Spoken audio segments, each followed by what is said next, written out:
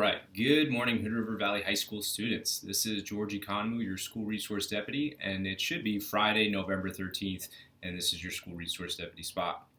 So, we're going to be talking about situational awareness today and how it might apply in an active violence incident. Active violence incident recently replaced active shooter incident, and it tries to take into account the fact that bad people use more than just guns in order to inflict mass damage. Sometimes they use bombs or knives, and think Boston Marathon bomber. So, situational awareness might be one of the biggest things you can do to improve your chances of surviving an active violence incident. And the reason being is because you can't always prevent an active violence incident, but you can prepare for one. And this is one that you can do as an individual.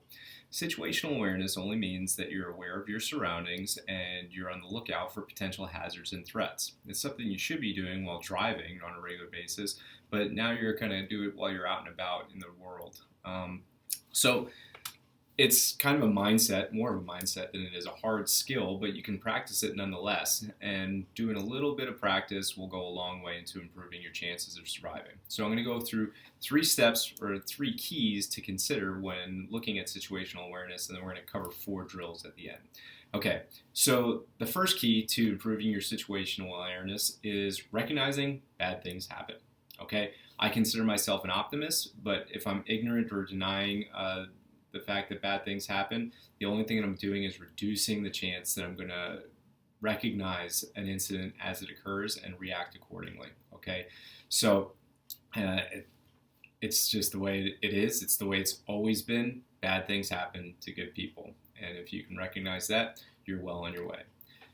The second key is to take responsibility for yourself. All right, law enforcement, medics, fire, they will respond, but unless they're on scene, that response time is going to be dependent. And so, in an active violence incident, whether it's going to be at a school, in a shopping center, at a restaurant, or a bar, hopefully nobody's going to a bar, but I think you understand what I mean. You're there, the responders are not there. It's going to take some time. So, anything that you can do to prepare yourself in that situation is going to help improve your chances of survival. All right, so taking responsibility for yourself, for your family, and your friends, all right, and taking action. The third key is to trust your gut or your intuition, all right? So on a subconscious level, your brain recognizes abnormal settings, but sometimes it doesn't always understand how to process that and how to relay that information on the conscious level.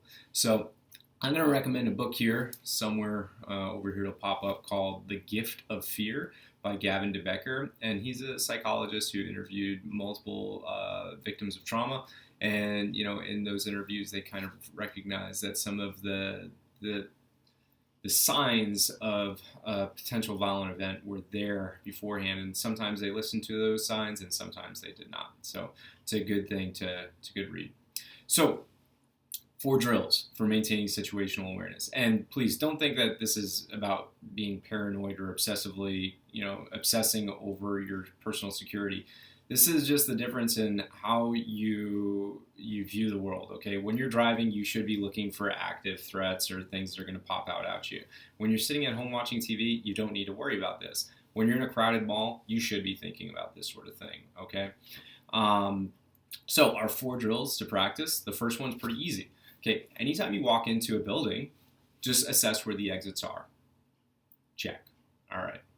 The second one, anytime you're walking down the aisle at the grocery store, shopping at Safeway, Rose Hours, Walmart, whatever, count the number of people in that aisle. Okay, make a game of it. It may not be a fun game for you. I think it's kind of fun. All right.